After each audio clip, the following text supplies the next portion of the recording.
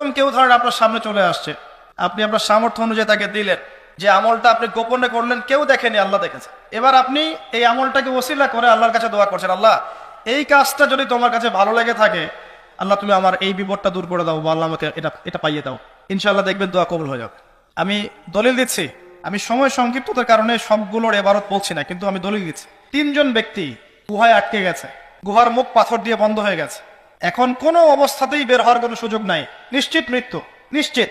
এই সময় 3 জন বলছে যে এখন কোনো অপশন নাই, আমাদের যদি কোনো ভালো কাজ থেকে থাকে ওর ওসিলা দিয়ে দোয়া করলে আশা করা যায় আল্লাহ পাক বিপদ থেকে আমাদেরকে উদ্ধার করতে পারে।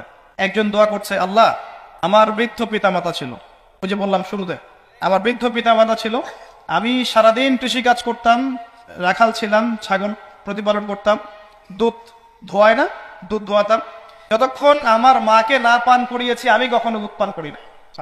বাসায় ফিরে গেছি, মাকে দুধ পান না করানো পর্যন্ত আমি পান করি নাই, বাবাকে না পান করানো পর্যন্ত আমি করি নাই।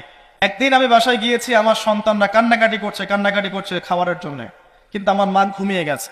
আমি মাকে দুধ পান না করিয়ে বাচ্চাদেরকেও দুধ পান করাই নাই, তারা কাঁদতে কাঁদতে ঘুমিয়ে গেছে। আল্লাহ এই কাজটা যদি তোমার কাছে ভালো লেগে থাকে, এই গুহার মুখ থেকে আমাদেরকে আজকে উদ্ধার কর। পাথরটা একটু সরে গেল, পাথর আল্লাহর হুকুম শোনে না।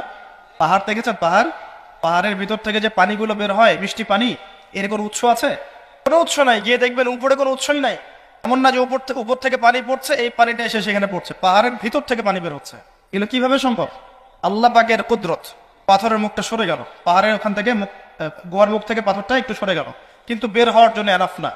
একজন বলছেন, আল্লাহ আমার একজন চাচাতো বোন ছিল, কাজিন, যুবকরা ভালো করে শোনেন, যদি জিনা ছাড়তে পারেন এবং হারাম সম্পর্ক থেকে বের হয়ে আসতে পারেন, আল্লাহ পাক আপনাকে সাক্ষাৎ মৌতের হাত থেকে বের করতে পারেন। ওই যুবক বলছে, আমার একজন চাচাতো বোন ছিল, অত্যন্ত সুন্দরী, আমি খুব করে তাকে চাইতাম যেন তাকে পাই, তাকে প্রপোজ করলাম, খারাপ প্রপোজ, বিয়ে প্রপোজ নয়, হারাম প্রপোজাল।